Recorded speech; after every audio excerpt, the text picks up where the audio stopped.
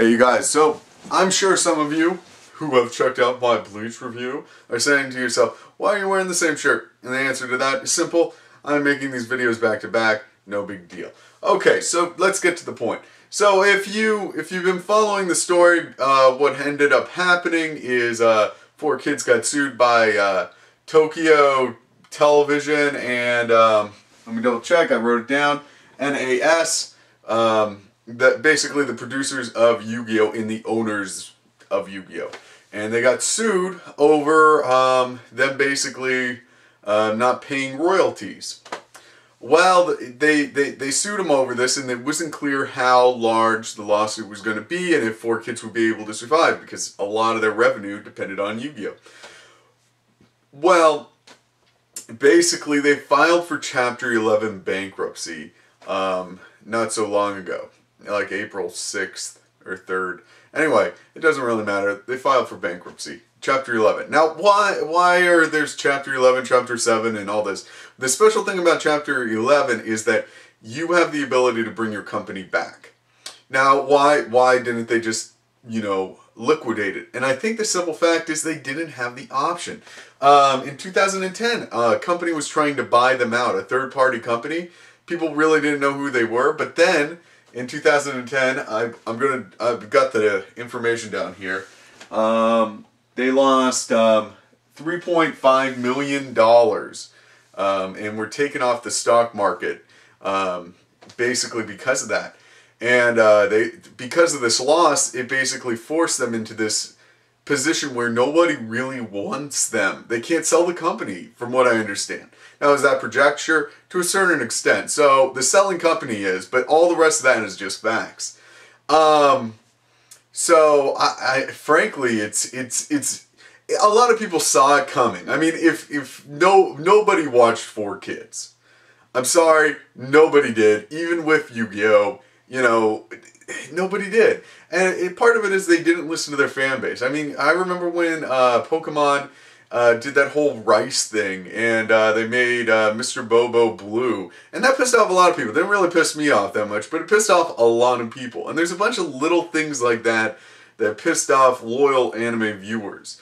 As for the rest of the viewers, it doesn't really appeal to kids anymore. I mean, a lot of their shows have very low ratings, so it's like they're not getting either demographic. They already had sold Pokemon, so they really didn't have anything going for them. Will they survive this bankruptcy, some people are asking? I don't think so. I think they're going to come out of this, and their company might survive, but they're going to basically be either solely a dubbing company, or which a lot of people will hate, because they weren't that great at dubbing either. I mean, anyway, they're either going to just be a dubbing company, or they're going to have, they're just going to be the Tuzumi or whatever the fuck. It's the ripoff of Toonami on the internet, basically. But it's unclear which way they're going to go. Is this a big deal? See, that's the thing, is if this was back when 4 Kids had an empire and they had so many different shows that they were producing, this would be a big deal. But they lost that. It's kind of like, what do they say about old generals? They just kind of fade away. It's kind of like that. 4 Kids has been on a long downward slide. But, I mean, a lot of people look at 4 Kids and they have memories of Pokemon and early shows, from their childhood. I mean, I do know Pokemon was a big deal to a lot of people, and they're the ones that dubbed it. And the people who actually do the dubbing, the individuals who, the voice actors, I don't think are bad actors. I think it's really how 4 Kids demanded them to Americanize it, and that took some of the essence out, and they also were bad at it. And I think that's why they're going bankrupt.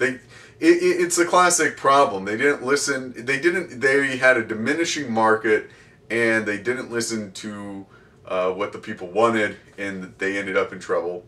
And frankly, I'm surprised they held on as long as they did, seeing how they were doing that.